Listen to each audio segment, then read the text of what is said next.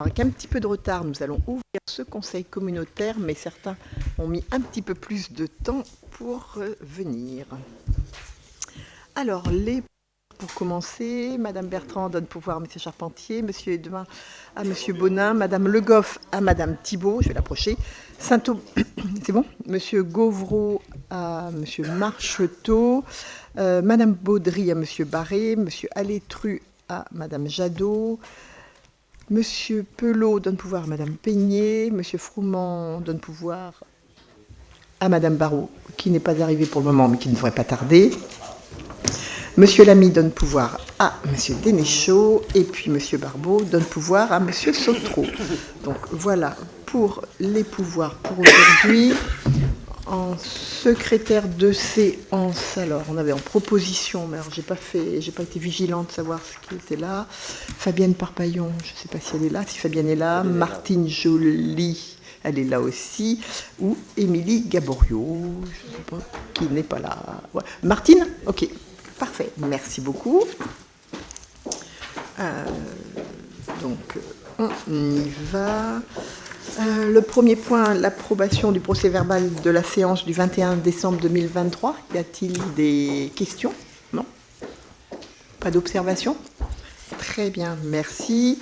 Ensuite, il y a les délibérations qui ont été prises par le bureau communautaire dans un premier temps, et puis ensuite prises à mon niveau. Est-ce qu'il y a des questions ou des observations?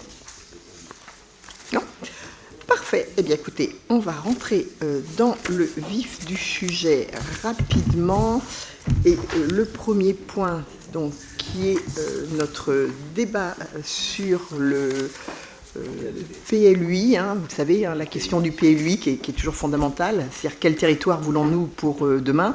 Donc, Dominique va donc nous présenter les axes portés ou souhaités par la communauté de communes pour les années à venir. C'est-à-dire ce document, en fait, il s'inscrit tout simplement dans la continuité du SCOT, dans la continuité du PLH. Donc je pense que vous avez regardé le document que vous aviez en annexe. Donc moi, je ne vais pas être plus longue, puis on pourra donc ouvrir le débat ensuite. Donc je laisse Dominique vous le présenter. Merci.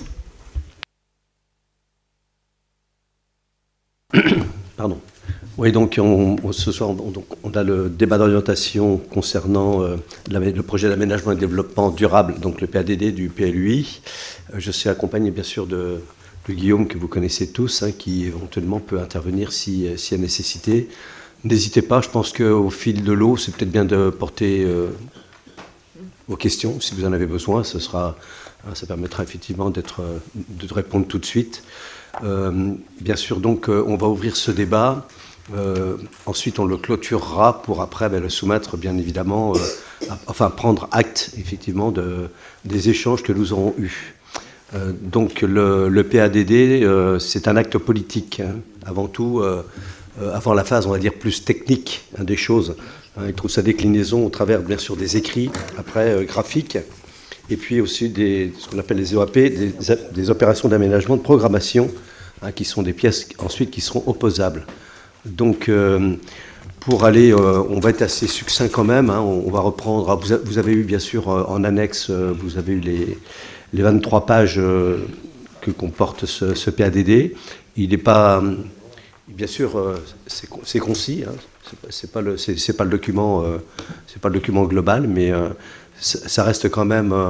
Les éléments principaux, ils sont notés à l'intérieur. Donc, n'hésitez pas, effectivement, comme on dit, s'il y a nécessité, à poser vos questions. Donc il y a 4 axes. Le premier axe, donc, c'est vers un territoire qui réponde aux besoins des habitants et des usagers, avec bien sûr le renforcement dans les premières orientations, le renforcement des pôles donc, qui sont définis par la matrice territoriale du PLUI. Donc on affiche bien sûr différents pôles. Alors Luçon, bien sûr, comme pôle, on va dire principal, même si j'aime pas trop ce terme-là, mais enfin il y a le pôle de Luçon, qui assoit effectivement son rôle vis-à-vis des autres communes. Et puis après il y a les pôles d'appui, que sont les bassins de vie de Chaillé-les-Marais, Mareuil-sur-Lay, Dissay, Saint-Hermine, pour répondre aux besoins bien sûr de chaque bassin de vie. On a après les pôles qui sont, on conforte les pôles locaux concernant les offres d'équipements et de services notamment ceux de La Caillère-Saint-Hilaire, Saint-Michel-en-Lerme, l'île d'Elne, Nalier, Saint-Gemme-la-Plaine, et bien évidemment l'attractivité et le dynamisme autour des pôles touristiques du littoral. Voilà. Alors pour renforcer les pôles, nous avons effectivement, vous l'avez sur le tableau ici, on peut donc renforcer cette armature des pôles en fonction effectivement de leur représentativité. Hein. Réhabilitation des extensions des bâtiments existants, densification ou extension urbaine. Alors on vous dit ce qui est possible de faire ou pas entre ce qui est un bourg et centre-ville, les villages, les hameaux, qui sont entre 20 et 50 bâtis, et puis les habitats dispersés. Est-ce que là, sur ce diagramme, vous avez quelque chose à poser, enfin, sur ce tableau, pardon, des remarques à faire, principalement? Non?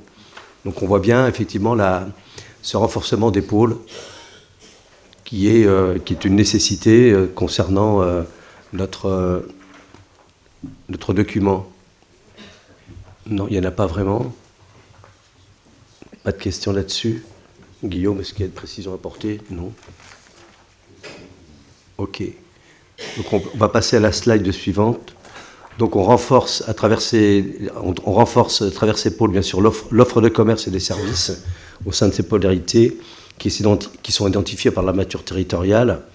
Donc développer principalement l'offre commerciale, c'est un axe que l'on a défini concernant Saint-Hermine, pour asseoir sa commune dans le bassin de vie. Donc il y a des projets sur Saint-Hermine qui devraient émerger. Préserver bien sûr les principaux linéaires commerciaux des centres-bourgs pour ne pas voir disparaître les commerces de proximité et préserver la diversité commerciale et privilégier le développement des commerces vers les centralités urbaines. Donc ça, ce sont des atouts qui sont très forts, sur lesquels il faut absolument que l'on travaille. Donc nous, dans le Petite Ville de demain, nous y sommes. Maintenant, il y a le nouveau dispositif donc, sur les ruralités, là, les villages d'avenir. Les villages d'avenir, je ne connais pas encore trop bien, mais donc sur les villages d'avenir, effectivement, qui vont permettre d'avoir, dans le cadre de cette d'ingénierie donc qui sera prégnante. Moi, je le vois bien sur les Petites Villes de demain, ça nous apporte beaucoup, et je pense qu'effectivement, ça va être intéressant pour les communes qui sont éligibles. Voilà sur la 4e slide. Sur la 5e, donc, alors, on favorise aussi des équipements, bien sûr, existants ou nécessaires au bon fonctionnement des centralités, qu'elles soient rurales. Il faut prendre en compte les projets, qu'ils soient techniques, sportifs ou liés à des besoins spécifiques, pour améliorer l'offre de services auprès des habitants. Aménager le territoire de manière à renforcer les centralités territoriales et communales. Favoriser la requalification des espaces publics aussi, à l'intérieur des centralités et des bourgs. Renouveler l'urbain dans un objectif de sobriété foncière, parce que malgré tout, on va être contraint par cette sobriété. Vous verrez bien quand on va être après au niveau du parcellaire à travailler. Protéger les espaces agricoles, naturels et forestiers. Assurer le développement aussi de l'urbanisation en cohérence avec les formes urbaines d'alentour, notamment tout ce qui est entrée de bourg, par exemple, de façon à ce que les intégrations paysagères puissent se former. Et programmer des extensions urbaines cohérentes à proximité des centres-bourgs.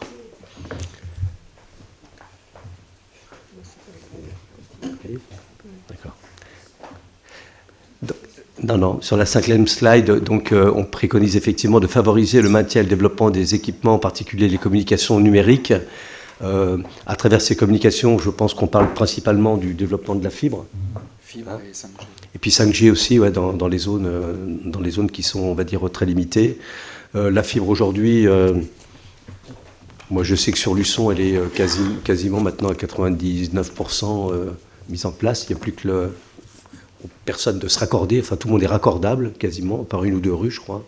Après, dans vos communes, je pense que là, c'est en train de se couvrir aussi pour faire en sorte qu'effectivement nous ayons assez rapidement la couverture numérique sur tout le territoire.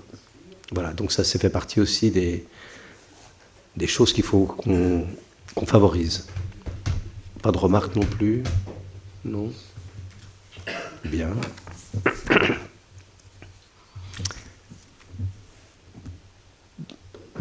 Toujours dans le premier axe, mais le deuxième, dans la deuxième orientation, il faut offrir à tous la possibilité d'accéder à un logement et satisfaire le parcours résidentiel.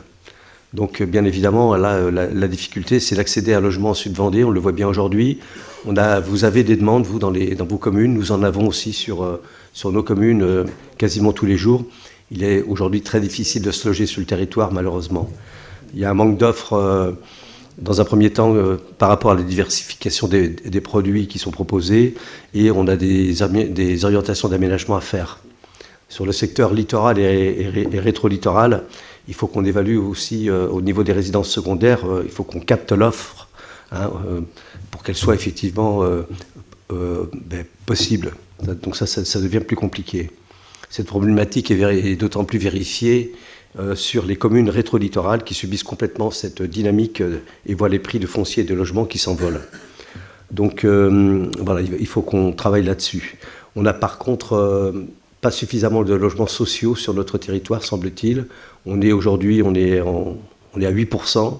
On nous demande, ce sont les orientations qui sont faites, d'essayer d'augmenter. Bon, pour autant, on n'est pas tenu d'avoir je veux dire des chiffres, on n'est pas à 15, 20 ou 25%, donc on ne va pas s'en plaindre. Mais effectivement, il faut qu'on produise davantage de logements sociaux. Il est nécessaire donc de répondre aussi aux besoins des jeunes. Aujourd'hui, beaucoup de jeunes ne trouvent pas de logement. Hier encore, je crois que je reçois demain, c'est Amtech, là, M. Champin. M. Champin, aujourd'hui, il cherche des logements pour 3 cadres. Donc, s'il n'a pas de logement, les cadres risquent de partir. Il y a encore aussi une autre personne qui cherche un logement. Avant-hier, j'ai vu le chef de corps du CMFP. Alors, lui, il a 7 enfants, donc là, c'est un peu compliqué. Mais il cherche un logement pour 9. Alors, si vous avez une belle propriété à louer... Ouais, c'est ça. Si vous avez une belle propriété à louer, n'hésitez pas. Oui, mais son adjoint, c'est plus, je crois qu'il en a 12. Donc, ouais. Donc, non, mais c'est vrai qu'aujourd'hui, on souffre effectivement de propositions de logement, que ce soit pour les jeunes, les personnes âgées et aussi des ménages, notamment les ménages précaires. Il faut qu'on propose effectivement des formes urbaines et des types de logements qui soient plus variés, de l'habitat individuel, de l'habitat aussi groupé ou semi-groupé, de l'intermédiaire et du collectif. Donc il faut qu'on travaille là-dessus. Il faut qu'on favorise aussi la création de logements en accession abordable, donc de l'accessibilité pour les primo-accédants, et puis l'accession sociale, c'est quelque chose qui est aussi important. Comme je vous le disais, donc aussi répondre aux besoins bien sûr de ces logements sociaux. On est aujourd'hui à peu près 8%, et répondre aussi aux besoins de logements saisonniers. Je sais qu'il y a des projets aujourd'hui sur certaines communes. Il faut absolument qu'on réponde à ces besoins pour héberger les saisonniers. Et puis également, on parle aujourd'hui de plus en plus aussi de logements légers, type tiny house. Donc je sais qu'il y a 1 ou 2 projets qui émergent sur les secteurs, donc il faut qu'on favorise effectivement ce type de logement, les types yurts, etc.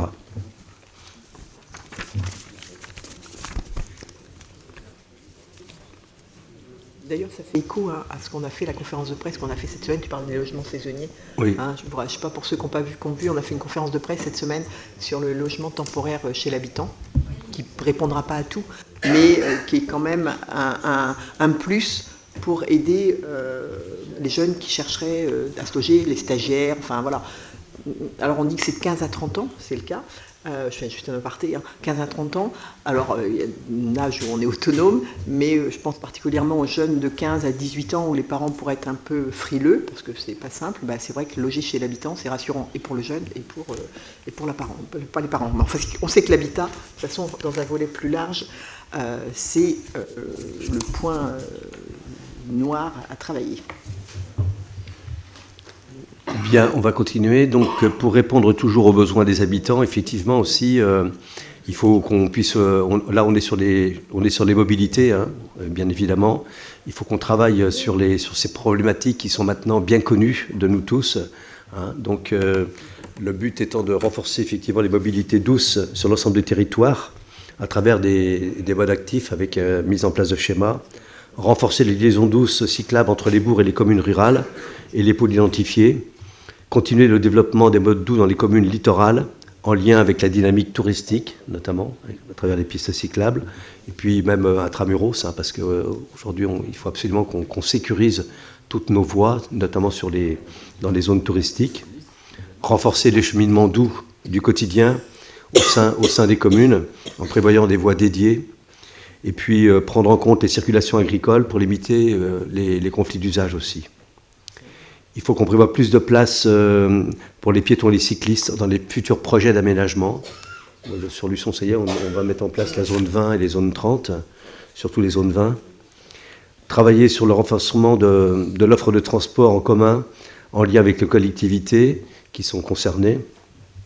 Proposer des règles de stationnement adaptées aux différents types de tissus urbains et guider les aménagements vers une mutualisation dans les places de stationnement pour réduire les problématiques de stationnement. Bon, il y a des communes qui ont certainement ce type de problématique. Nous, aujourd'hui, sur Luçon, c'est autour de la gare, notamment. Là, il va falloir absolument qu'on travaille dessus, parce que il y a des gens qui prennent le train maintenant le lundi, qui reviennent que le vendredi. Donc, il y a des voitures qui font tampon là toute la semaine. Donc, on a une grosse problématique. Structurer l'offre de covoiturage aussi, afin de réduire l'usage de la voiture. Bon, on vous a parlé de la nouvelle application qui est mise en place, là, Carrosse, voilà. Il y a eu une conférence de presse aussi hier. Et développer les projets de contournement routier. Bon, ben là, c'est Madame la vice-présidente en charge qui va gérer ça. Donc, vous connaissez bien nos futurs contournements routiers qui vont prendre du temps et de l'argent à certaines de nos communes. Est-ce qu'on peut rajouter quelque chose? Non.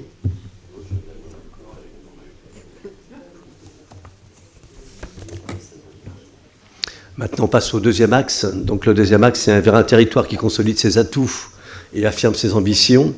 Donc là, prévoir un accueil de la population et de production de logements en lien avec les objectifs du SCOT. Donc, vous le saviez, hein, on l'avait évoqué il y a quelque temps. Donc, on était sur on prévoit un taux de croissance effectivement de 0,7 par an. Donc, soit 65 000 habitants environ, donc en 2040-2041. Il faut donc qu'on produise effectivement, c'est le but, 330 résidences principales par an pour répondre à l'accueil de la population et au désherbement de certains ménages. Alors la répartition d'un nouveau logement est en cohérence avec l'armature territoriale. On l'a évoqué déjà à plusieurs reprises en fonction des bassins de vie. Vous connaissez bien, donc c'est voilà, la répartition. Donc vous l'avez sur le tableau en fonction donc des pôles. Donc elle est répartie ici. Est-ce que vous avez des remarques particulières concernant donc cette production de logements? On peut remettre le tableau. Voilà. On l'avait vu ensemble, hein, il y avait eu quelques ajustements, notamment sur le littoral, qui avaient été faits en son temps. Donc voilà où on en est aujourd'hui. Très bien, on va passer à la slide suivante. Donc il faut structurer également donc, le développement économique du territoire autour des zones d'activité. Alors les zones d'activité que l'on connaît tous, hein, avec principalement donc, l'axe de développement des grandes industries et des entrepôts sur le parc du Vendéopole, bien sûr, qui est le fer de lance de la politique économique de notre territoire, et diversifier les filières qui se développeront sur ce site. Hein, donc ça, c'est quelque chose d'important. Et si poursuivre le développement de certaines zones, enfin des zones industrielles que nous avons, hein, et puis des zones économiques, hein, comme celle de Sébastopol, Champs-Provence, sur Sainte-Gemme-la-Plaine, et puis aussi les zones que vous avez, les parcs d'activité, donc dans les communes, notamment à vocation artisanale. Donc ça, c'est très important.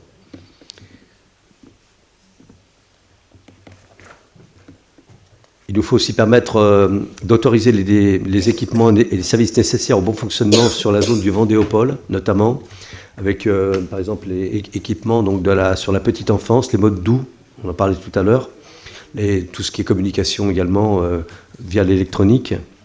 Il nous faut dédier sur les zones d'activité des activités de productivité, hein, davantage, entre l'artisanat et l'industrie, et orienter le développement des commerces et des activités compatibles vers les centralités urbaines.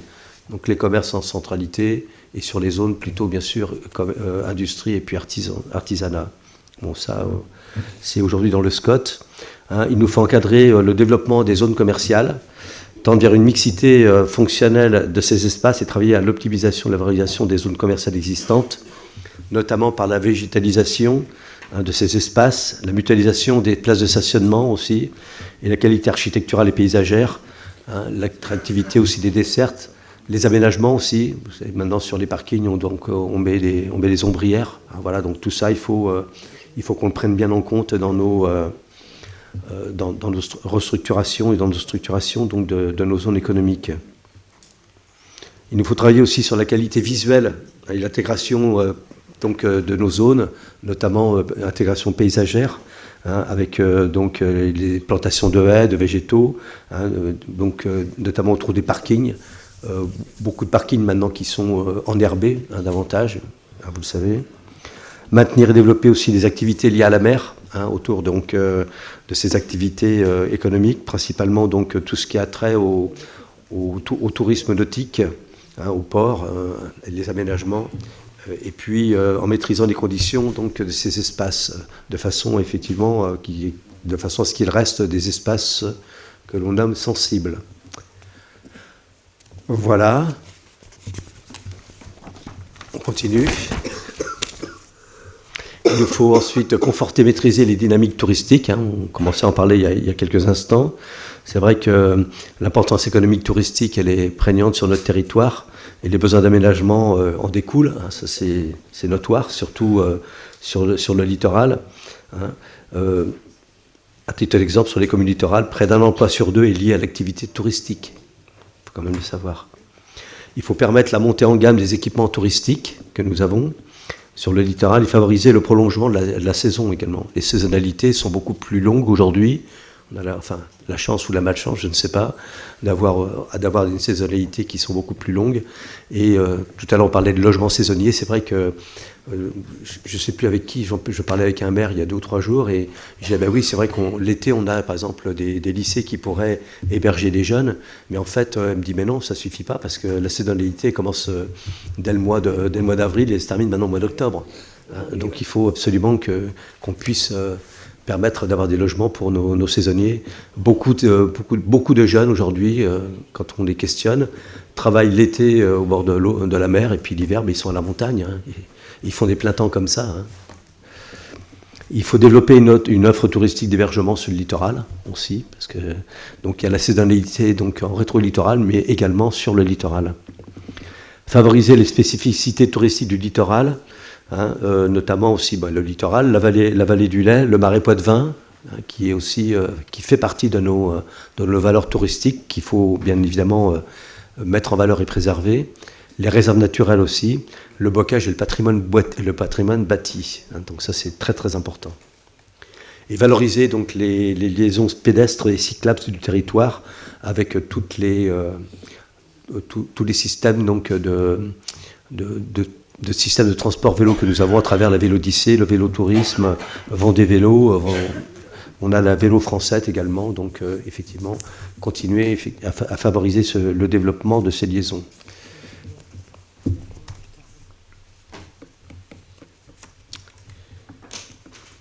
Il nous faut aussi... Il n'y a toujours pas de questions ? Non. Accompagner bien sûr les activités agricoles, viticoles et puis conchylicoles qui sont très importantes. Donc à travers donc, ces 3 données, on a effectivement, on englobe tout notre territoire. Hein, ça c'est intéressant pour montrer effectivement cette diversité que nous avons à proposer justement dans le cadre de nos produits frais et aussi touristiques. Donc favoriser bien sûr le maintien des exploitations agricoles et leurs outils, permettre aussi leur diversification. Hein, avec tout ce qui est circuit court, le no-tourisme, l'agrotourisme aussi, assurer les conditions d'exercice favorables à travers les circulations, on en parlait tout à l'heure, pouvoir permettre effectivement à ce qu'on ait les grands axes, et puis après il y a les cheminements effectivement pour les exploitations. Veiller à ne pas compromettre le développement des activités justement agricoles. Travailler et résorber les points de conflit d'usage et protéger les franges urbaines et rurales en assurant les transitions entre ces espaces agricoles et les espaces urbanisés. Donc c'est tout ce qui est liaison. Et permettre l'évolution des secteurs à vocation conchylicole dans un objectif de maintien de l'activité autoriser les installations nécessaires aux activités de la zone, à travers les cales, les bassins, tout ce qui est terre-plein, et puis permettre la création de constructions nécessitant la proximité immédiate de l'eau, notamment à travers les bâtiments d'exploitation.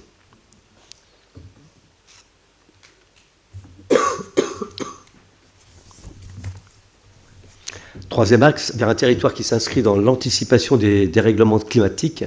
Donc c'est un sujet dont on parle beaucoup aujourd'hui.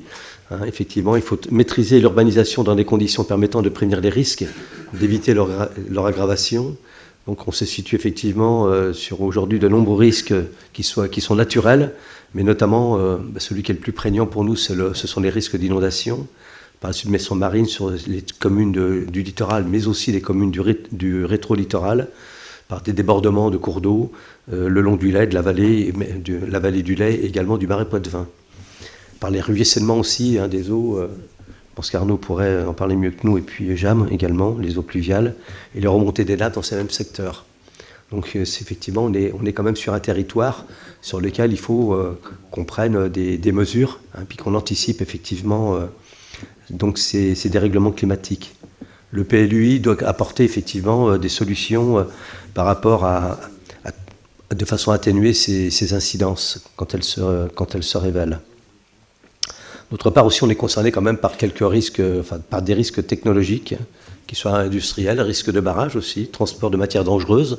Je pense que dans vos PCS, vous les appliquez, vous les prévoyez en tout cas, à comprendre et prendre en compte dans le cadre de l'aménagement urbain, afin de réduire effectivement ces expositions auprès de nos populations.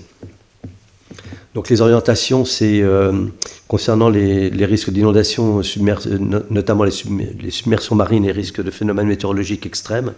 Il faut qu'on anticipe le retrait du trait de côte, la montée des eaux et l'augmentation des risques d'inondation, de submersion, de phénomènes météorologiques, en maîtrisant l'urbanisation dans des conditions permettant de prévenir les risques, donc maîtriser l'urbanisation, intégrer les impacts du changement climatique dans l'aménagement du territoire, planifier le recul stratégique par rapport à l'exposition au recul du trait de côte et ses risques, en évitant l'imperméabilisation, notamment en amont des zones des risques, développer l'habitat résilient, préserver les secteurs d'expansion des crues, préserver les éléments naturels liés à la ressource en eau, en permettant de limiter les phénomènes de ruissellement.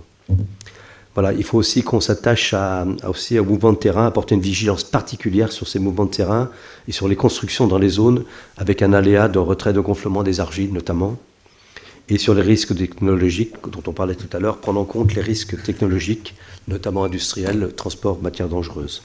Et voilà. Réduire la consommation foncière, là c'est un vaste sujet dont on parle régulièrement. Alors il y a des allers-retours sans cesse, le ZAN, pas le ZAN, on sait même plus du tout où on en est aujourd'hui, franchement, je ne sais pas quoi vous dire, parce que, bref, on reste quand même sur ce qui est préconisé aujourd'hui, c'est que donc, à l'horizon donc, de 2040, effectivement, bien toujours moins 50% environ. Donc là, aujourd'hui, les orientations, c'est de promouvoir une urbanisation plus respectueuse dans l'environnement. Je pense que là, on est bien tous d'accord sur ce principe. D'assurer la reconquête des espaces déjà artificialisés. Donc il faut absolument s'adonner à reconquérir les friches et déterminer leur future vocation. Qu'est-ce qu'on fait d'une friche voilà, en fonction bien sûr du classement. Prévoir l'aménagement des délaissés routiers aussi. Optimiser les espaces, notamment les stationnements dans les parcs d'activités, pour dégager du foncier nécessaire à l'accueil de nouvelles activités économiques. Donc ça, c'est important. Sur les secteurs stratégiques en extension de l'urbanisation ou en densification, prévoir des densités planchers selon le niveau de l'armature territoriale, ne pouvant pas être inférieur à 15 logements à l'hectare, dans l'objectif d'optimiser la consommation foncière et tendre en moyenne vers 25 logements à l'hectare à l'échelle du territoire. C'est ce qui a été préconisé aujourd'hui. Donc on est entre 15 et 25. Ça, c'est ce qu'on dit une généralité. Réduire d'au moins 50%, le chiffre n'est pas encore tout à fait défini, comme je vous le disais, le rythme de consommation d'espaces naturels, agricoles et forestiers sur la période de 2021 à 2031 par rapport à la période antérieure, donc de 2011 à 2021. Réduire ensuite d'au moins 54% le rythme d'artificialisation des sols sur la période de 2031 à 2041 par rapport à la période de 2021 à 2031. Enfin, ça, vous le savez déjà. Ça, on l'a vu à de nombreuses réunions. On n'ose pas anticiper les difficultés de mise en œuvre ensuite. Enfin, voilà.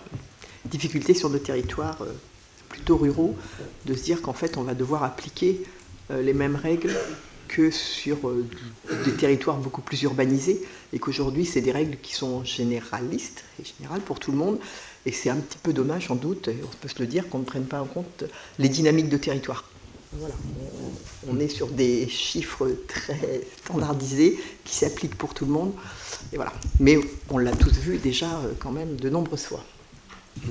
Par contre, ce qu'on préconise quand même, c'est de tenir compte des espaces renaturés, hein, tout ce qui a été renaturé, de façon à ce qu'on puisse effectivement bien l'intégrer dans les chiffres de consommation foncière du territoire. Je pense que pour nous, ça semble important. Ouais, vas-y. Me permettre, on parle de la gestion forestière, en tous les cas, ça je ne l'ai pas entendu tout à l'heure à propos du réchauffement climatique. Je trouve qu'on ne parle pas de la gestion incendie, enfin de tout ce qui va devenir de plus en plus un risque. L'été, on a oublié parce que cet été était humide, mais l'été d'avant, rappelez-vous, on a eu quand même des départs d'incendie à peu près partout, dans les campagnes comme sur les massifs forestiers, et donc ça on n'en parle pas. Et puis autre chose par rapport au réchauffement climatique aussi, à propos de l'habitat, on ne parle pas de la capacité qu'on pourrait avoir à travailler sur la résilience et notamment le refroidissement ou le rafraîchissement des centres-villes. C'est-à-dire que nos seniors aujourd'hui, l'été, on leur conseille, enfin c'est vraiment un conseil d'aller dans les grandes surfaces pour se rafraîchir. Si on pouvait avoir un autre moyen de s'occuper que ce seul sujet-là, ce serait intéressant, d'autant plus qu'il existe des solutions pour rafraîchir les centres-villes. C'est sûr que, mais effectivement, l'incendie, on ne l'a pas vraiment évoqué dans le cadre des orientations du PADD. Ouais, surtout, ouais, bien sûr. Ouais. Et puis après, bien sûr, les îlots de fraîcheur, les poumons verts, c'est la tendance aujourd'hui. On pourra peut-être effectivement... Il y a l'étude en cours sur le dérèglement climatique, et en fonction des conclusions de l'étude, il y aura certainement des ajustements à faire. Il y aura certainement des ajustements à faire sur le PADD vis-à-vis de la conclusion de l'étude sur le dérèglement climatique, que vous portez d'ailleurs. Donc il y aura certainement des choses sur les incendies, effectivement, qui viendront compléter ce qu'on a pu faire. Et puis sur les réseaux de chaleur, alors il y a une ligne plus tard sur le PADD. C'est vrai que je ne précise pas que c'est chaleur et c'est réseaux d'énergie. Je n'ai pas précisé les deux, mais effectivement, ça peut faire l'objet d'un complément. Tout à fait. Et puis l'habitat résilient aussi, effectivement. Il apparaît dans le PADD. Ensuite, on est sur donc la slide suivante, c'est la 18. Pardon. Voilà.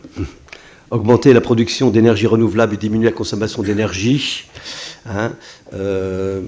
Donc il nous faut permettre le développement des énergies renouvelables, photovoltaïques, éolien, méthanisation, bois énergie, hydroélectrique, enfin tout ce qui est donc effectivement et les énergies donc sur lesquelles on peut sur le territoire bénéficier.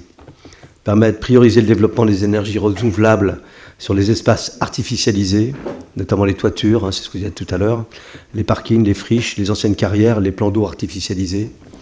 Donc, s'assurer également sur les projets d'énergie renouvelable qu'ils soient compatibles avec le voisinage habité, qu'ils ne portent pas atteinte non plus à la sauvegarde des espaces naturels et paysagers, à la qualité architecturale aussi urbaine et paysagère. Je pense que là-dessus, l'ABF, ils ont un œil très, très vigilant, un regard très vigilant, et la mise en œuvre du patrimoine et à l'insertion des installations dans le milieu environnant.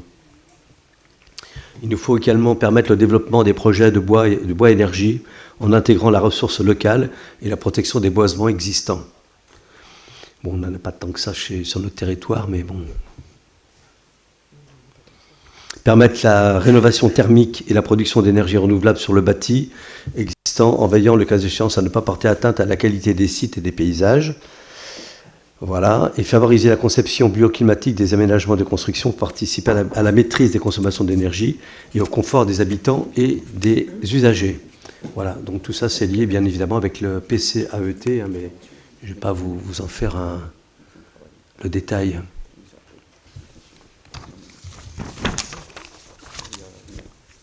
Et ensuite, préserver donc, la ressource en eau.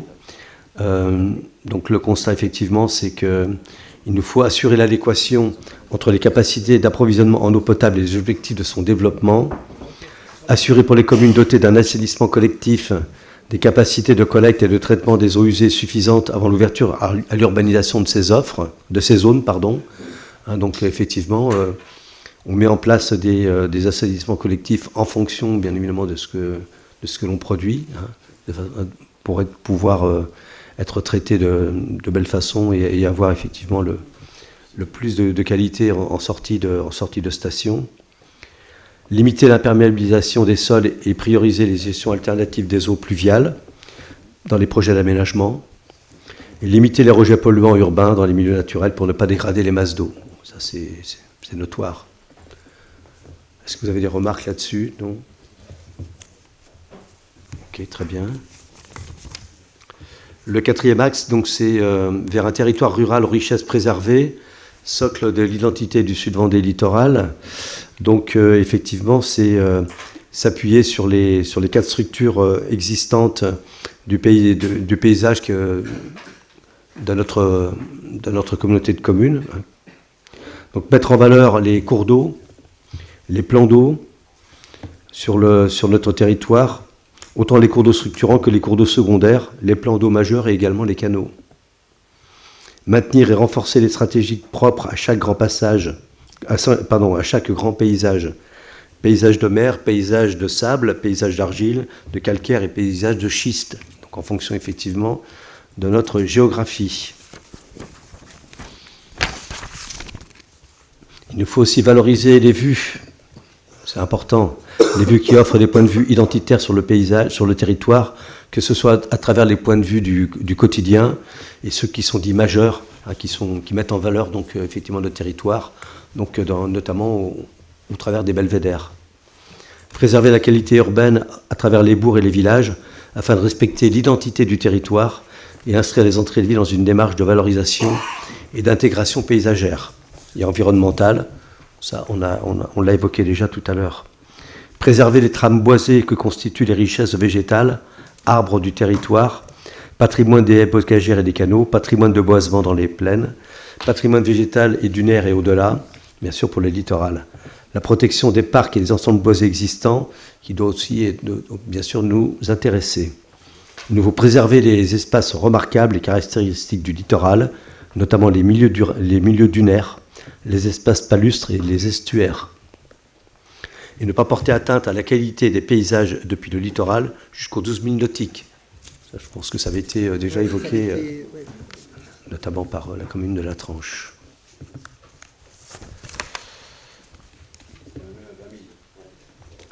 Oui, c'est même 20 000. On a mis 12 000, mais c'est 20 000. C'est pas réglementaire, les 12 000? Non, c'est 20 000. Je crois que c'est... Alors les 12 000 nautiques, c'est la limite de la commune. C'est ça. Ah oui, d'accord. Après, nous, on ne pourra pas aller au-delà, Ouais. parce que c'est du domaine maritime de l'État. Ouais. Absolument. Et juste pour information, la demande a été faite par la présidente de région et l'ensemble des communes du littoral à ce que ce soit repoussé à 20 000 nautiques et en favorisant les éoliennes flottantes. Donc ce qu'on peut mettre comme modification, c'est plutôt que faire référence aux 12 000 nautiques, s'il y a une modification, c'est mettre jusqu'aux limites communales. Ouais, celle qui est, parce que ça risque d'évoluer, effectivement. Ça, on peut le préciser.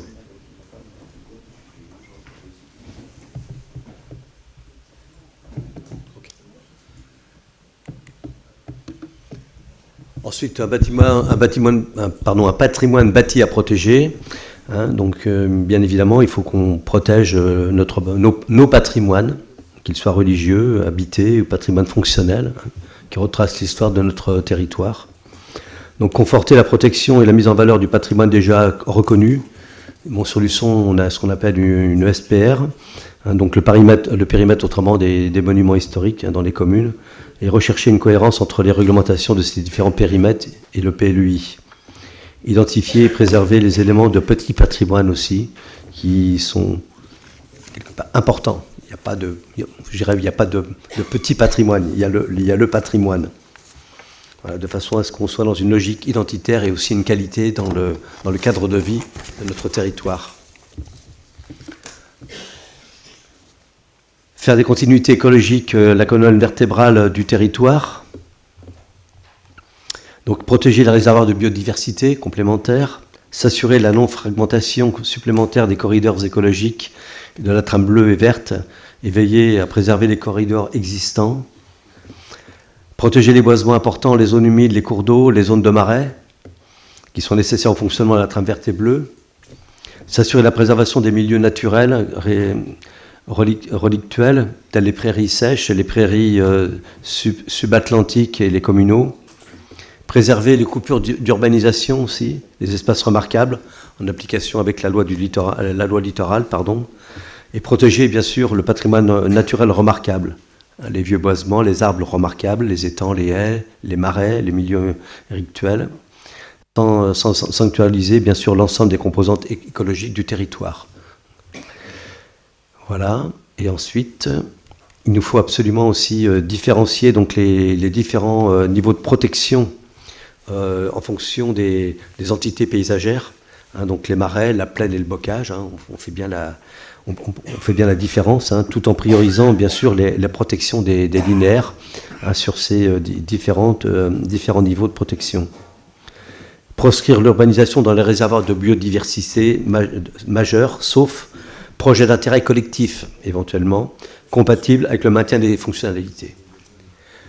Voilà ce que l'on peut dire sur notre PADD.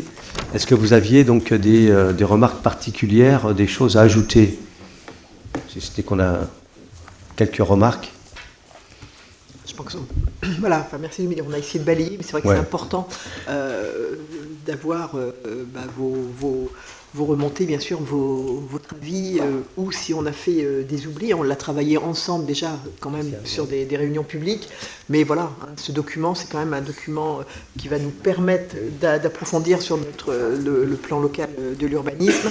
Ce plan local, c'est quand même une projection sur 10 années, c'est un outil, hein, c'est une boîte à outils qui essaie de prendre toutes les dimensions possibles. Enfin, on va aller sur l'environnement, l'économie, le social, on tient compte des habitants, des ressources, des forces, des faiblesses du territoire.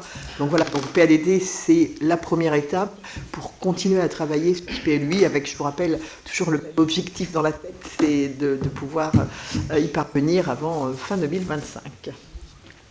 Donc du coup, c'est important, si vous avez des remarques, n'hésitez pas à les faire remonter.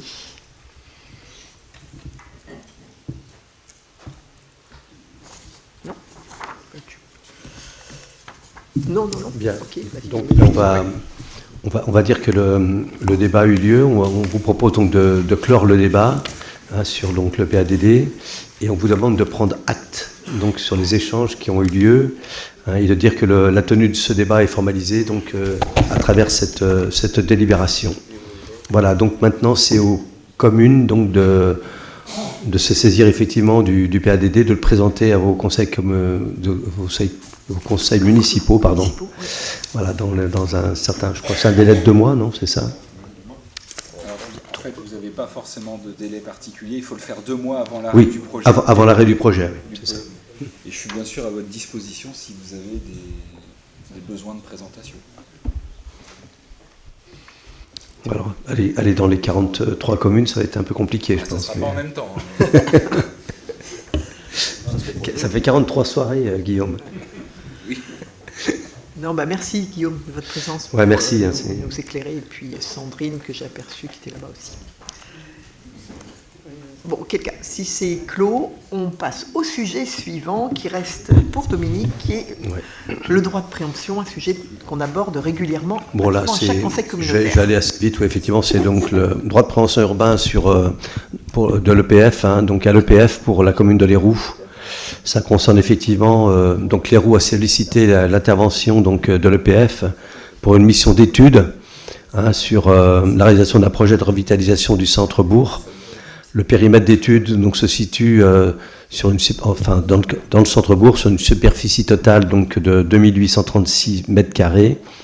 Il porte plus précisément sur 4 parcelles de la donc suivante, section AB, numéro 55, 57, 201 et 203. La durée de la convention est pour 18 mois.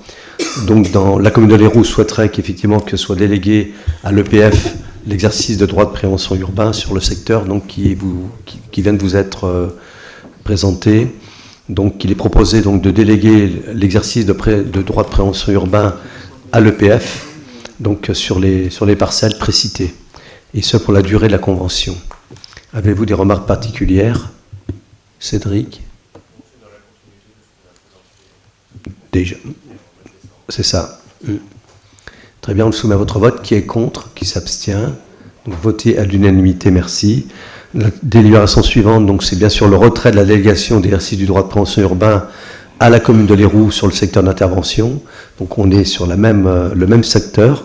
Hein, et en fait, on propose au conseil communautaire de valider donc, le fait de retirer la délégation donc, qui était attribuée à la commune de l'Héroux en matière de droit de prévention urbain, effectivement, pour la durée de la convention, et donc faire en sorte que ce soit l'EPF qui puisse l'avoir. Voilà. Avez-vous des remarques particulières?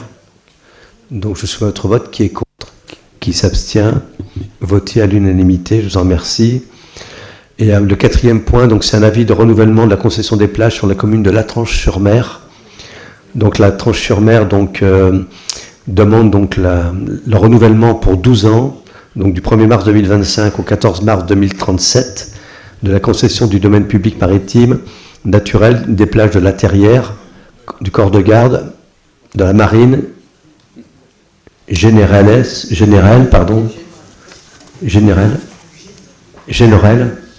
centrale, Flandre Dunkerque, La Gruyère, Sainte-Anne et Porte des Îles.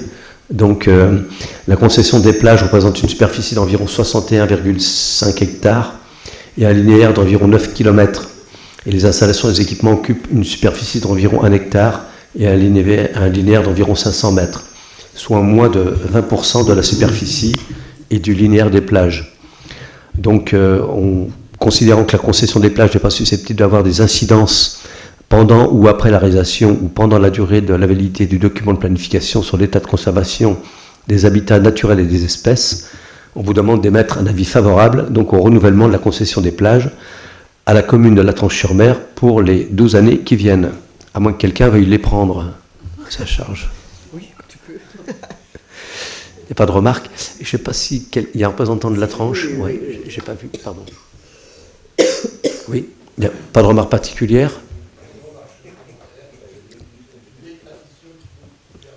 C'est ça. Très bien. Donc on le soumet à votre vote. Qui est contre? Qui s'abstient? Donc votez à l'unanimité. Merci. Merci beaucoup, Dominique. Merci, Guillaume. Merci, David. Et on change de registre et on passe sur les finances avec Nicolas. Merci Président, bonsoir à toutes, bonsoir à tous. On vous propose d'ouvrir par anticipation des crédits d'investissement sur le budget principal, qu'on appelle le 700, et le budget atelier relais, le 703, en attendant le vote du budget qui aura lieu le 11 avril prochain. Et d'ailleurs le DOB aura lieu lors du prochain conseil communautaire de mémoire 22 mai, c'est ça ? Ouais. 22 février, pardon. 22 février. 22 mai, c'est un peu tard. Donc du coup, comme vous le faites dans vos communes, on propose d'ouvrir des crédits à hauteur du quart des crédits ouverts l'an passé. Donc sur le budget atelier relais, on vous a remis les montants. L'ouverture ferait 32 500 € si vous en êtes d'accord. Sur le budget principal, on a arrondi à 443 500 €, puisqu'on avait en tout ouvert un peu plus d'1,8 million. Est-ce que vous avez des questions? J'imagine que dans la plupart des communes qui votent leur budget au mois de mars ou au mois d'avril, c'est une pratique que vous faites. Il n'y a que les communes de Latranche et de Luçon. Peut-être tu votes en fin d'année, Dominique, toi? Non, tu votes en avril aussi? Ouais. Donc, et puis Saint-Hermine aussi, je crois, qui vote en fin d'année. Pour toutes les autres, ces délibérations, vous connaissez. Des questions? Pas de questions? Des gens sont contre? S'abstiennent? Merci. Et la délibération suivante, il s'agit du premier la première demande officielle de fonds de soutien intercommunal. Et c'est pas moi, j'entends la présidente qui rigole, non, ma demande est partie, mais il y a plus rapide que moi. Et vous savez qui c'est monsieur René Froment, qui nous sollicite pour la réhabilitation d'habitats communaux. Donc vous aviez le plan de financement par devers vous. On est sur une thématique qui nous concerne, donc on propose de lui allouer la bonification, comme on s'y était engagé, et le montant du fonds de soutien, il serait de 27 661 €. Si vous en êtes d'accord, il y a un reste à charge pour la commune de 35%, donc on est bien dans les standards. Voilà, des questions par rapport à cette demande? Pas de questions? Je le mets à vos voix. Les gens sont contre? S'abstiennent? Merci pour la commune. Et n'hésitez pas, on a 1,4 million de fléchés, donc pour ceux qui ont des projets, à solliciter la présidente. Voilà, n'oubliez pas. Mais vous n'oublierez pas, je ne suis pas très inquiète, on a encore un petit peu de temps. On change aussi, et c'est Eric qui nous parle des commandes publiques. Oui, bonsoir à tous. Donc, les 4 premières délibérations que je vais vous présenter ont un peu la même thématique. On est sur le marché de prestations de services pour la maintenance multitechnique des bâtiments de la communauté de communes. Il y a 4 lots où, après investigation, on s'aperçoit qu'il faut affermir une tranche optionnelle pour autoriser les travaux de réparation. Donc le point 7 concerne le lot 1, l'entretien et la maintenance des installations thermiques des bâtiments intercommunaux. C'est l'entreprise Eiffage Énergie à La Roche-sur-Yon qui est attributeur de ce lot 1. Et après la maintenance préventive, on s'est aperçu qu'il y avait des pièces à changer.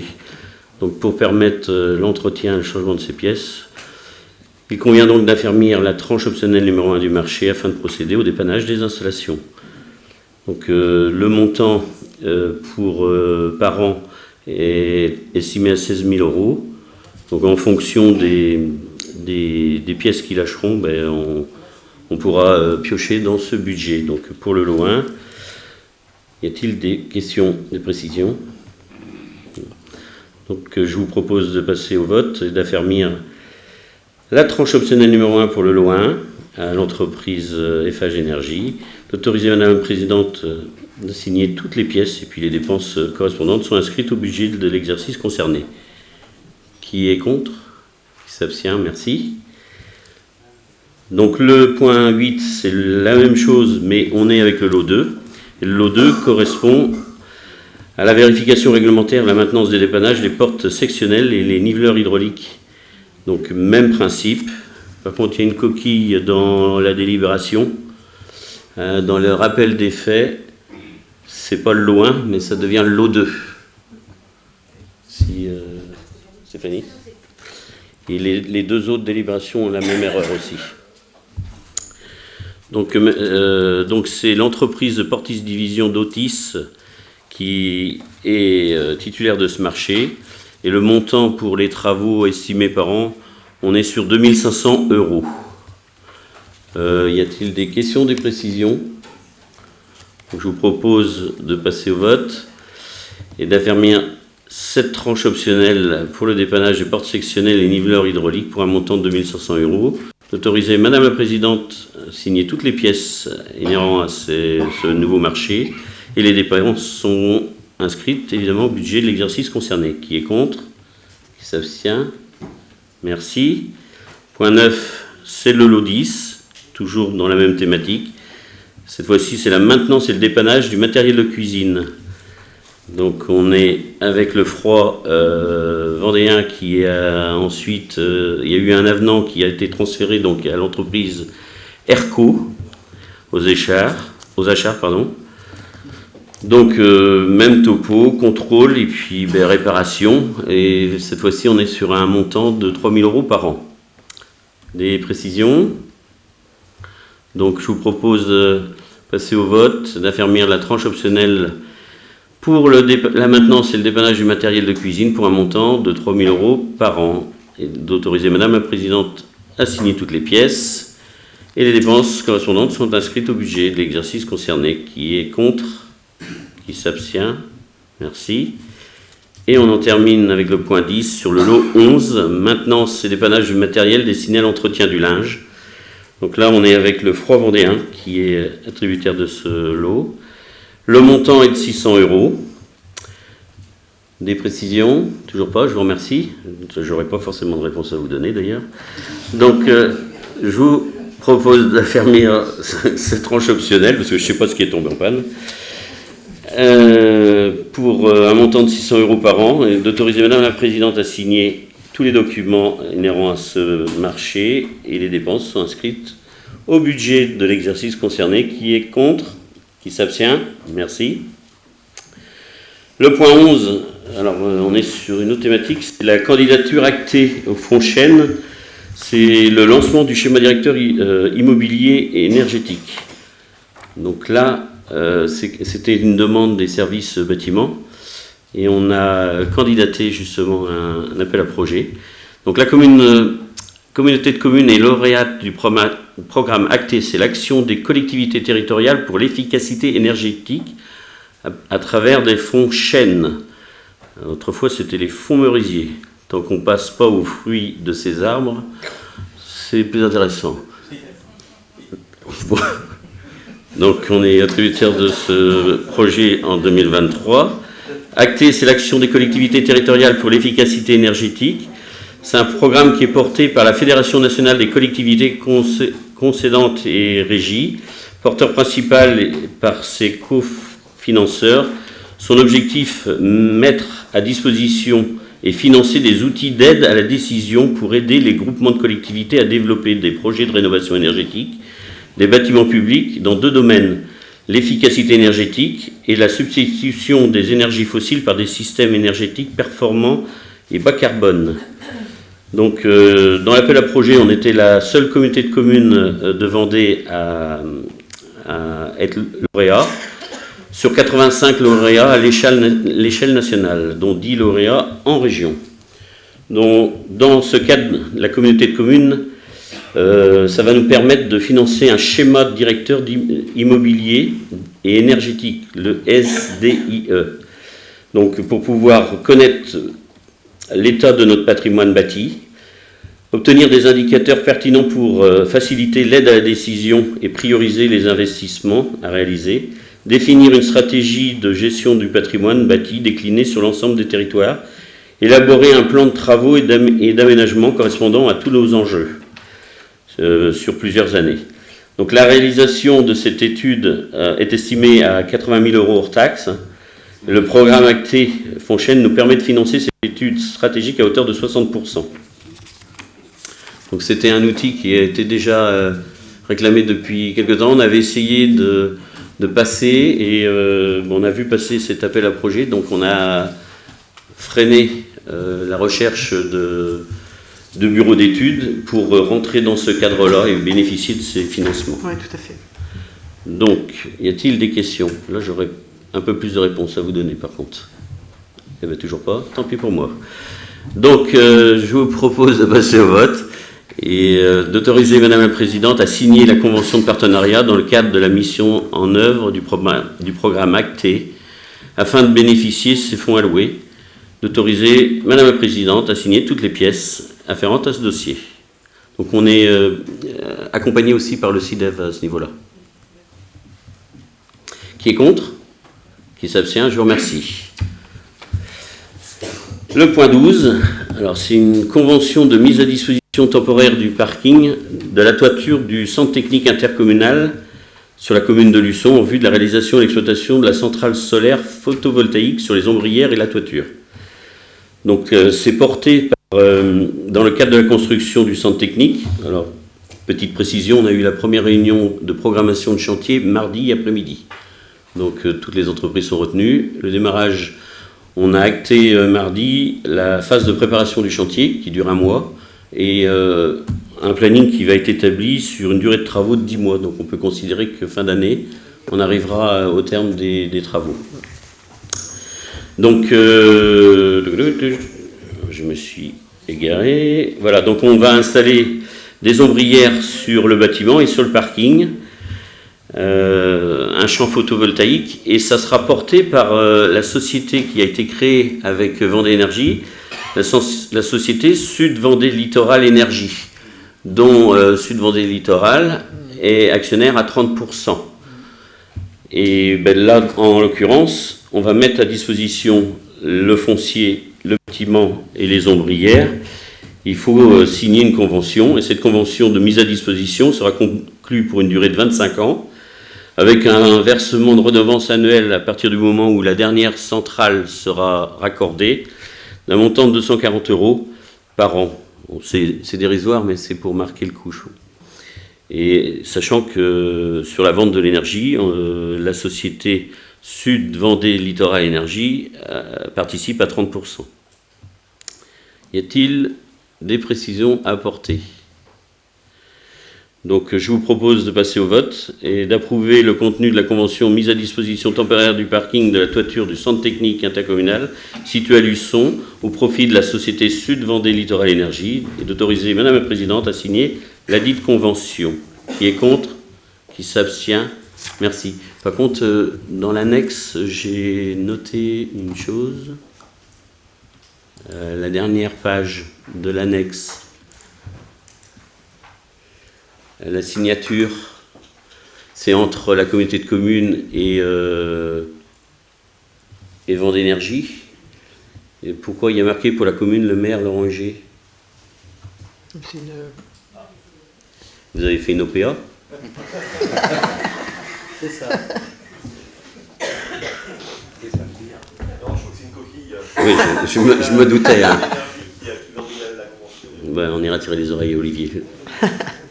Et une coquille faite par Monsieur Loiseau. Pas mal. Ouais, pas mal. Elle est en forme ce soir. Voilà, merci. Hier soir. Il a répété hier soir. Ouais. Ouais. Voilà, on aurait dû, moi je vous dis, lui poser des questions sur Acté. Merci Eric. Et on poursuit avec un sujet avec la commune de Chaillé-les-Marais, donc je laisserai Antoine certainement s'exprimer aussi, sur un échange foncier qui vous est proposé. Donc je ne vais pas vous lire évidemment la première page, puisque là ça ferait un cours de lecture et on a juste l'historique des propriétés. Mais tout ça pour dire que on a travaillé donc avec l'équipe d'Antoine au niveau du conseil municipal et la communauté de communes pour un échange avec une finalité de service, d'un niveau de service augmenté pour les populations, c'est-à-dire de pouvoir regrouper sur un même lieu qui est aujourd'hui la mairie, qui est aujourd'hui France Service, de pouvoir regrouper sur un même lieu la mairie, France Service, l'agence postale, tu me complètes Antoine si je dis une bêtise, et puis alors ça c'est dans la première temps, c'était la demande de la commune de Chaillé. Oui, tout à fait. L'objectif était de centraliser toute la partie administrative, comme tu viens de le dire, la mairie, les cartes d'identité aussi, l'agence postale communale, auprès de France Service, tout en sachant que l'agence postale communale apporte une quarantaine de visites par jour, une quinzaine pour les cartes d'identité et passeports en matinée, ce qui fait que ça va donner un flux de population qui n'est peut-être pas négligeable pour France Service et la promotion de France Service. Et pour nous, ça a beaucoup de sens de centraliser tous ces points administratifs en un seul lieu pour la population des alentours et de Chaillé-les-Marais. Ouais, c'est très bien, ça donne vraiment une vraie visibilité, ça répond vraiment à nos vocations, un service public, voilà, de répondre sur un même lieu. On gère des problèmes de mobilité, enfin voilà, ça répond. Et en même temps, on sait très bien que dans ces locaux-là étaient hébergés, donc France Service, mais aussi l'école de musique. Donc c'était un petit peu paradoxal, mais bon, c'est l'histoire, hein, on ne refait pas, c'est ce qui se faisait. C'est-à-dire que quand vous alliez à Chaillé, vous pouviez avoir des bureaux administratifs, mais aussi des bureaux dédiés à l'école de musique. Et la commune de Chaillé nous propose donc de nous céder le bâtiment qui est à côté, qui est le long, pour ceux qui connaissent. On a France Service, on a un bâtiment qui est tout en long, pour que nous puissions installer l'école de musique intercommunale, l'antenne de Chaillé. Donc du coup, on a fait intervenir bien sûr France Domaine, hein, qui a évalué tant le bâtiment qui appartient à la communauté de communes que le bâtiment qui appartenait à la commune. Donc pour l'un, on était à 387 000 et pour l'autre, on était à 222 000. Donc on reste donc sur ces montants au départ. Et puis ensuite, vous aviez lu dans le rapport qu'il y a des travaux à effectuer sur la partie qui va dorénavant héberger l'école de musique. Donc on a estimé le montant des travaux à 35 000 €. Et donc on s'est mis d'accord, enfin voilà, il n'y a pas eu un gros débat pour une soulte de 200 000 € que la commune de Chaillé versera donc à la communauté de communes pour la mise en place de ces deux espaces distincts qui retrouveront chacun du sens, c'est-à-dire l'école de musique, vraiment un espace dédié, et puis le service à la population, son espace ouvert aussi, avec évidemment une convention avec la commune pour que France Service puisse continuer à bénéficier d'un bureau pour accueillir, pour que ça ait du sens, qu'on ait vraiment tout le monde sur le même site. Si je peux rajouter, effectivement, si le Conseil en est d'accord pour cet échange avec une soulte, bien évidemment, l'objectif est de se raccorder avec France Service et les obligations d'ouverture, et qu'on ait une logique d'ouverture des services publics dans leur globalité. Et donc, ça nous paraît important de mettre à disposition, effectivement, dans la convention, 2 bureaux pour France Service et des locaux annexes pour ceux qui font leur permanence, pardon. Et ensuite, vous accueillez la lyre chaillaise dans le bâtiment de l'école de musique, oui, en compensation. Ouais. Et on s'était bien mis d'accord. Le débat n'a pas eu lieu très longtemps, parce qu'en 2 heures, on avait fait le tour de la question. Voilà. Donc voilà, non, merci Antoine. C'est vrai que je pense que c'est un travail partenarial. Est-ce qu'il y a des questions ? Non, du coup, je vous propose donc d'approuver l'échange de foncier tel que détaillé ci-avant et repris ci-après, avec le versement d'une soulte de 200 000 € en faveur de la communauté de communes Sud-Vendée Littoral, étant précisé que cette opération s'inscrit dans le cadre de gestion de patrimoine de ces deux collectivités et n'est donc pas soumis à TVA. Donc la communauté de communes Sud-Vendée Littoral cédant à titre d'échange au profit de la commune de Chaillé, donc je vous passe le nom de l'immeuble, avec une valeur totale de 387 000. Dans l'autre sens, la commune de Chaillé cède à la communauté de communes pour une valeur totale estimée à 222 000 €. Et comme je vous le disais, la commune de Chaillé consent à verser une somme forfaitaire de 35 000 € correspondant au coût des travaux de rafraîchissement des différents locaux. Donc de m'autoriser à signer l'acte notarié et puis d'aller donc chez monsieur le notaire ou de me faire représenter. Pas de questions ? Donc je mets aux voix. Y a-t-il des voix contre ? Des abstentions ? Merci beaucoup. Et on poursuit avec l'économie. C'est Bruno qui prend la main. Bonsoir, et meilleurs vœux d'ailleurs à tous ceux que je n'ai pas croisés. Pardon ? J'y avais pas le droit ? Si. Ah bon ? Donc, c'est pour l'attribution d'une subvention à la société Potier. Peut-être vous en souvenez, c'est une société qui nous a acheté un terrain à La Réorte, la zone que l'on a refait, où il y a donc 3 terrains qui ont été vendus, il en reste 1 pour l'instant. Cette société, donc, c'est sur 4000 m², va faire tout un tas d'installations pour construire donc des bâtiments de 200 m². Ils font des travaux sur le terrain lui-même. Tout ça est estimé à 800 000 €. Ce qui rentre dans le champ d'application, c'est 490 000 €. Et donc, pour le plan de financement du dispositif numéro 2 qu'on a mis en place, ça correspond donc à une aide de 15 000 €. Voilà. Donc, ce qui vous est proposé, c'est d'accorder cette subvention d'un montant de 15 000 € à la société Potier et d'autoriser Madame la Présidente à signer les documents relatifs au dossier. Y a-t-il des questions ? Non ? Donc, je soumets au vote. Quelqu'un est-il contre ? S'abstient ? Non ? Merci. Le deuxième, c'est très simple. C'est la modification du dispositif d'aide financière d'entreprise numéro 2, celui auquel on vient de faire référence. Comme on l'avait fait la dernière fois pour le dispositif numéro 1, c'est d'ouvrir à la forme juridique SAS, SARL et ainsi de suite, qu'on avait exclu dans un premier temps et qui en fait pose problème. Donc voilà, c'est l'ouverture du dispositif numéro 2 au SAS, au SARL et autres types de sociétés. Donc ce qui vous est proposé, c'est de modifier le dispositif d'aide immobilière d'entreprise numéro 2 avec cette ouverture, et d'approuver donc le règlement. Des questions ? Non, je propose de passer au vote. Quelqu'un est-il contre ? Des abstentions ? Non. Merci.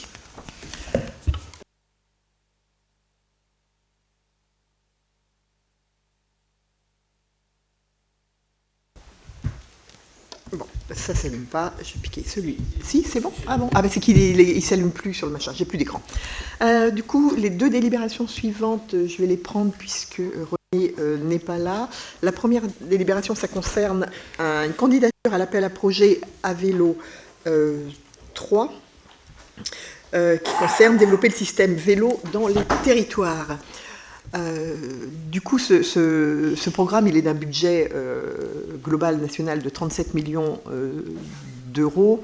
Il poursuit quelques enjeux majeurs. C'est d'accompagner les territoires peu ou moyennement denses dans la définition, l'expérimentation et l'animation de leur politique cyclable, développer le recours au mode actif pour les mobilités quotidiennes et puis contribuer à l'objectif de 12% de part modale du vélo en 2030. Et l'objectif de la candidature est de solliciter des différentes subventions à l'ADEME pour financer la mise en œuvre du schéma directeur des déplacements actifs, avec donc l'étude de faisabilité des aménagements et des jalonnements cyclables, l'étude de faisabilité pour la mise en place d'un service public vélo et d'une maison de mobilité, ensuite des animations et promotions du vélo. Donc rentre dedans ce qu'on va faire, le défi mobilité, mais à vélo de mémoire, semaine de mobilité, et puis des équipements. Ça peut être des compteurs à vélo, ça peut être ou de piétons, des stations de réparation. Donc c'est des subventions qui sont sur 3 ans avec un plafond de 300 000 euros pour l'ensemble de ces actions.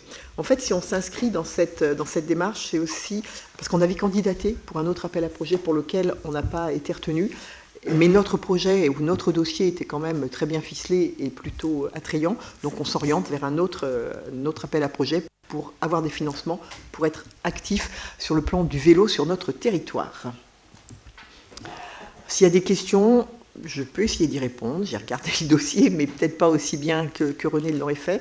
Peut-être qu'Éric pourrait répondre, je ne sais pas encore. Y a-t-il des questions? Non. Je mets aux voix. Je vous demande d'émettre un avis favorable au dépôt de la candidature de la communauté de communes Sud-Vendée Littoral au titre de l'appel à projet à vélo 3. Y a-t-il des voix contre? Des abstentions? Non. Merci.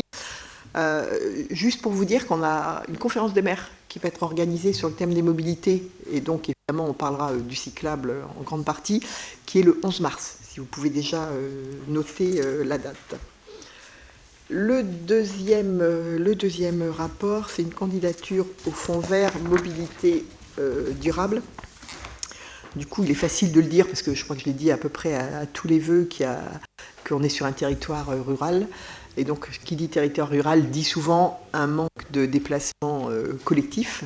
Donc, l'idée, c'est d'aller chercher autre chose. Aujourd'hui, on a peu d'alternatives au déplacement de la voiture individuelle.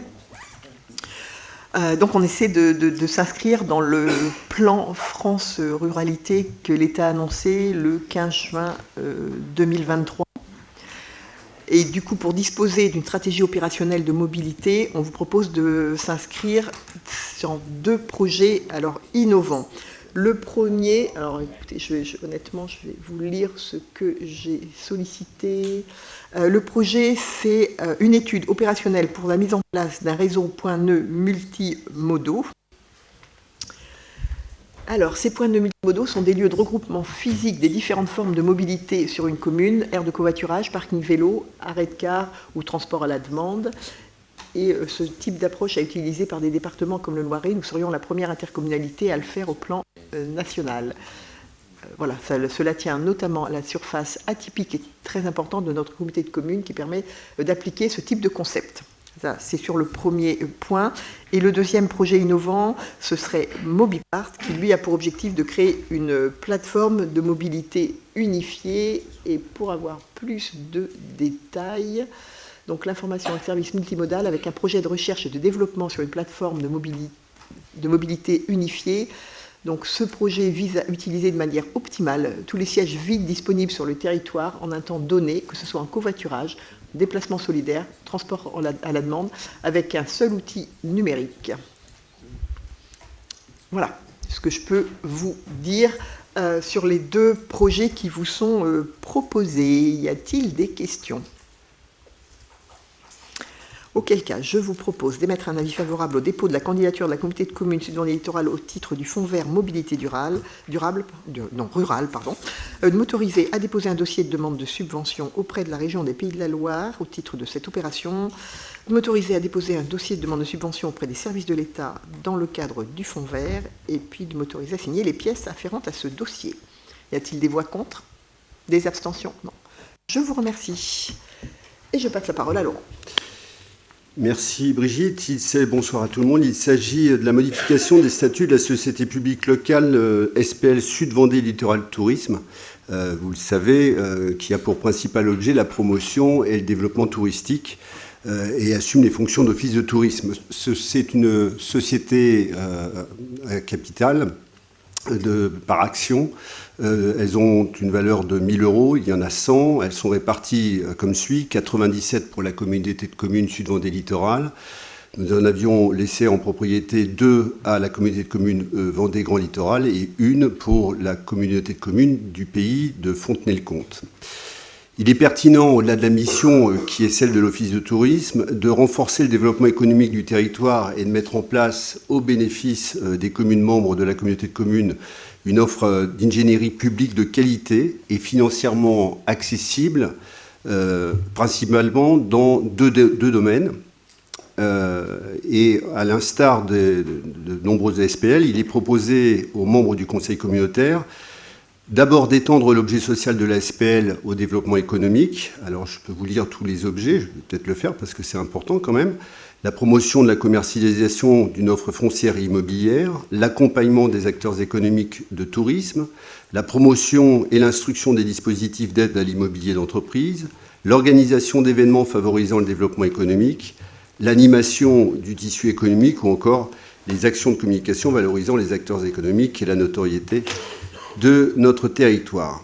Il est aussi proposé d'intégrer les missions dans la SPL de la mise en place d'une offre d'ingénierie territoriale au bénéfice des communes actionnaires, comme je disais tout à l'heure, et notamment l'assistance à la maîtrise d'ouvrage dans le domaine bâtimentaire, mais aussi pour les opérations de voirie et d'aménagement.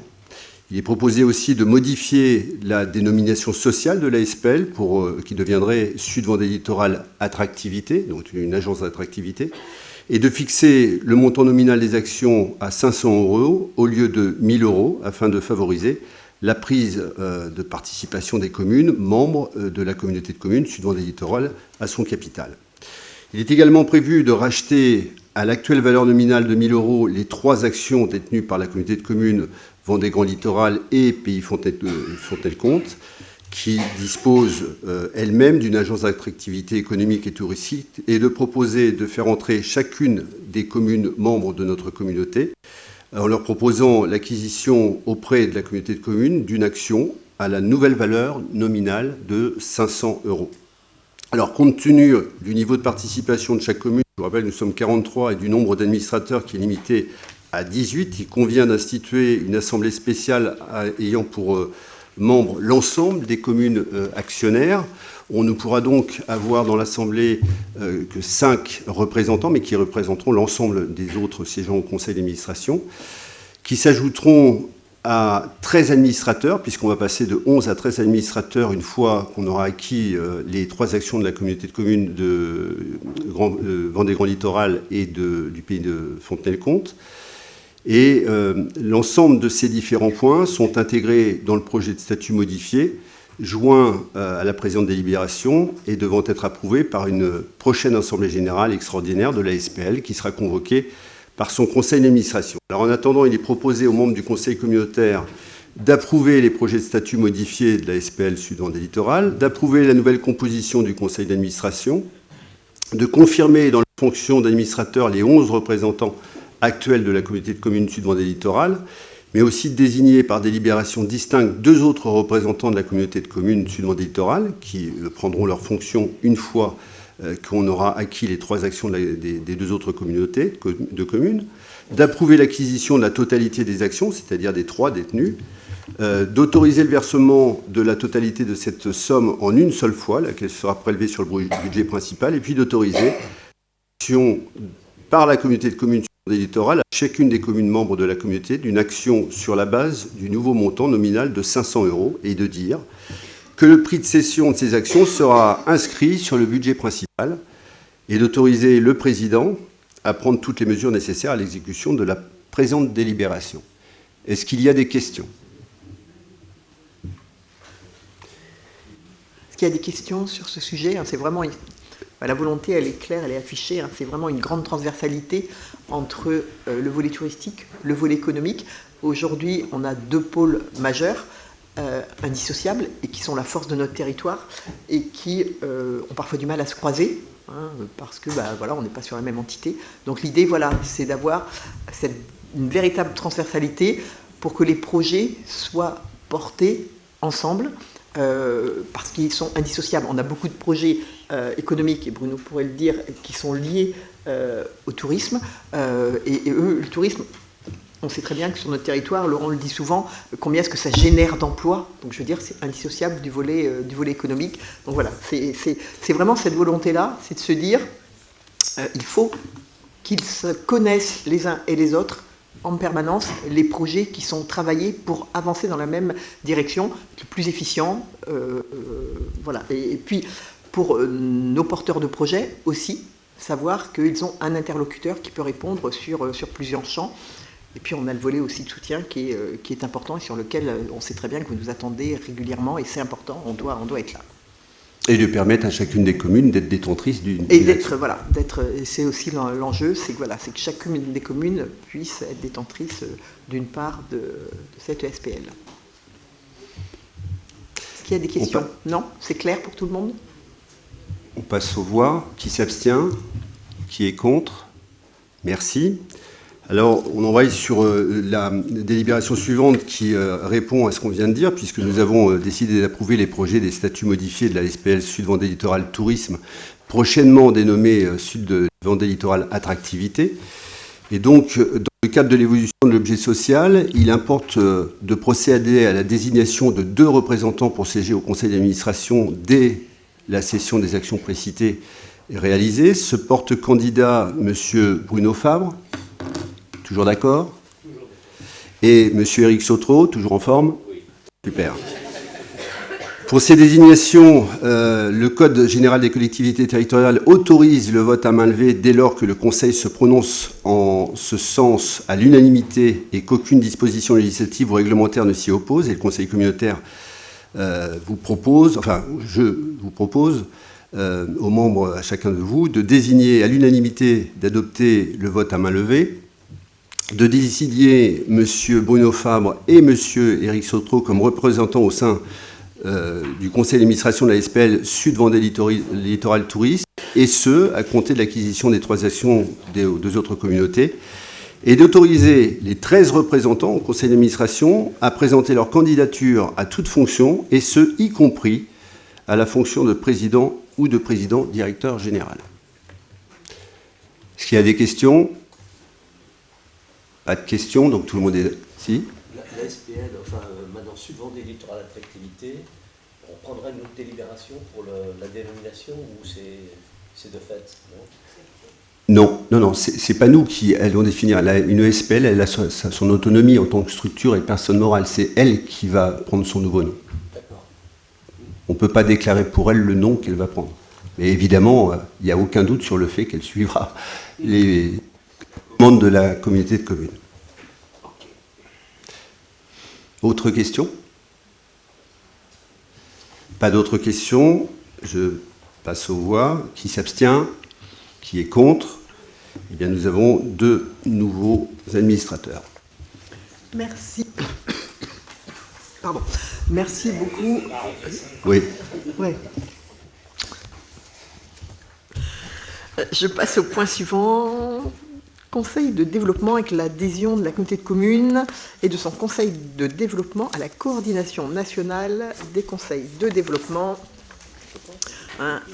Du coup, depuis 2002, les conseils de développement sont organisés collectivement et nationalement sous la forme associative en créant la coordination nationale des conseils de développement. Du coup, voilà, on nous sollicitait pour y adhérer. l'association collecte des financements pour une adhésion annuelle de chaque conseil de développement. Donc il y a deux strates. D'abord, le versement personnel du président qui est à hauteur de 10 €. Et ensuite, pour les comités de communes, le montant de la participation il est fixé à 1,5 centime d'euro par habitant. En sachant que pour la première année, on a droit même à 50% de remise. Extraordinaire. Et du coup, il vous est proposé d'autoriser l'adhésion du Conseil de développement sud-vendée littoral pour les années 2024, 2025 et 2026 et de m'autoriser à signer les documents. Y a-t-il des questions? Non. Je me vois. Est-il des voix contre? Des abstentions? Non. Je vous remercie. Le point suivant, ça concerne une demande d'aide au titre du contrat Pays de la Loire 2026 pour la construction du centre technique intercommunal. Donc vous aviez l'avant-projet qui était évalué à 2 160 000 €. Il y a une erreur, mais c'est pas grave. TTC.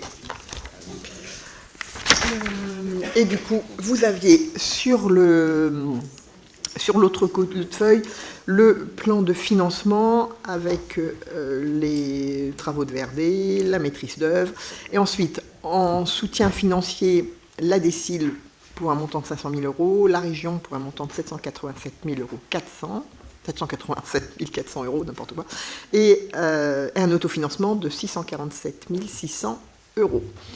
Il vous est donc proposé d'approuver le plan de financement prévisionnel qui est présenté là, et puis de m'autoriser à solliciter l'aide du contrat régional Pays de la Loire 2026 du Conseil régional. Et c'est ce que disait Eric, donc les travaux sont enclenchés, enfin s'enclenchent. La préparation. Non, mais on est plutôt...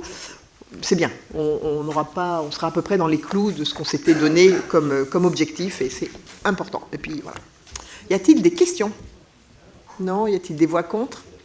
Des abstentions? Non. Je vous remercie. Merci la région. Ensuite, un aménagement en DETR, pareil, demande de soutien financier pour l'aménagement d'une aire de grand passage pour les gens du voyage. Vous savez, le Conseil communautaire a donné un avis favorable au schéma et à la mise en œuvre de notre plan. Et puis, il nous fallait une aire d'accueil pour les gens du voyage, grand passage. On n'était que 2 territoires sur l'ensemble de la Vendée à ne pas avoir cette aire d'accueil. C'est chose faite. Mais maintenant, il nous faut l'aménager. Vous avez donc le plan de financement avec l'acquisition, les travaux et la maîtrise d'œuvre. Et puis, le financier avec la DETR pour un montant de 380 037 € et un autofinancement à hauteur de 253 358 €. Il vous est proposé d'approuver le plan de financement pour la mise en œuvre de l'opération d'aménagement de l'aire de grand passage pour les gens du voyage, de m'autoriser à déposer un dossier de demande d'aide au titre de la DETR et puis à signer toutes les pièces. Y a-t-il des questions? Donc là, c'est pareil, on sera... OK.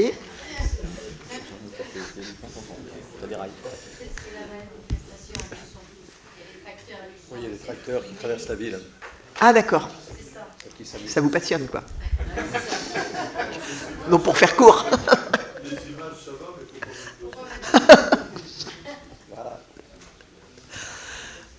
Donc...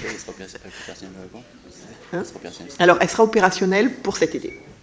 C'est important pour répondre à nos obligations, on s'y était engagé. Donc elle sera opérationnelle pour cet été.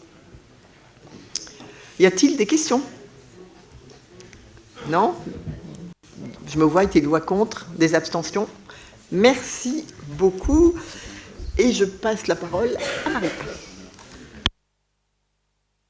Bonsoir. Oui, bonsoir à tous.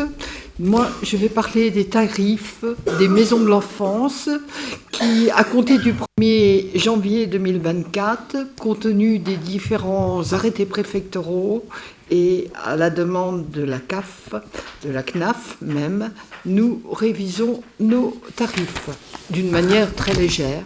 Le barème déterminé par la Caisse nationale de l'allocation familiale est une belle équation, revenu brut de l'année N-2 multiplié par le taux d'effort et divisé par 12. Le plancher de ressources sera fixé à 765,77 € par mois et le plafond à 6 000 € par mois, contre avant 754,16 €, mais le plafond supérieur n'a pas changé. Pour les revenus entre le plancher et le plafond, il sera fait application du barème de la CAF en fonction du taux d'effort ci-dessous. Donc, il n'y a pas de changement. Pour les revenus inférieurs au plancher de ressources, il y a une légère augmentation de 0,01 €. Pour l'autre partie, il n'y a pas de changement. Pour les revenus supérieurs au plafond de ressources, ça ne bouge pas. La présence dans la famille d'un enfant en situation de handicap, bénéficiaire de l'allocation d'éducation de l'enfant handicapé à charge de la famille, même si ce n'est pas ce dernier qui est accueilli au sein de la maison de l'enfance, permet d'appliquer le taux de participation familiale immédiatement inférieur. La mesure s'applique autant de fois qu'il y a d'enfants à charge et en situation de handicap dans le foyer. Et notre barème comporte aussi, attention, un accueil régulier par le gestionnaire, donc un accueil régulier et occasionnel. Toute demi-heure commencée sera facturée au tarif horaire appliqué à la famille, avec une tolérance de 10 minutes. Pour l'accueil des enfants résidant hors du secteur géographique de la communauté de communes Sud-Vendée Littoral et dont aucun des parents ne travaille sur le territoire de notre communauté de communes, une majoration de 15% sera appliquée au tarif horaire de la famille, quel que soit le type d'accueil. Retard à la fermeture, après 19 h, heure de fermeture de la crèche de Luçon et 18h30, heure de fermeture de la crèche de Saint-Hermine, la famille sera facturée au taux horaire du contrat et en application des mêmes règles d'arrondi. Il est donc proposé aux membres du conseil communautaire de fixer les tarifs des maisons de l'enfance intercommunales tels que nous l'avons précisé et d'appliquer ces tarifs à compter du 1er janvier 2024. Pas d'opposition, des questions? Madame la Présidente, à vous de jouer. Ça fait voter, non? Y a-t-il des voix contre, des abstentions? Merci. Le point suivant, l'avant-dernier, ce sont les ressources humaines avec une modification du tableau des emplois. Il y a une modification qui concerne la titularisation d'un agent d'entretien. Exerçant ses missions au centre, à la LSH de Sainte-Gemme-la-Plaine, à hauteur de 16,90 € par semaine. Et il vous est proposé donc de pérenniser le poste en créant un crédit d'adjoint technique à temps non complet, 16,90 € par semaine, au tableau des effectifs. Il vous est proposé donc d'autoriser la création proposée et de modifier le tableau des effectifs actualisé, de m'autoriser à signer. Je me vois, est-il voix contre? Des abstentions? Non. Merci. Et le dernier point qui concerne toujours les ressources humaines avec des modifications dans les modalités de versement du CIA pour les agents de collecte.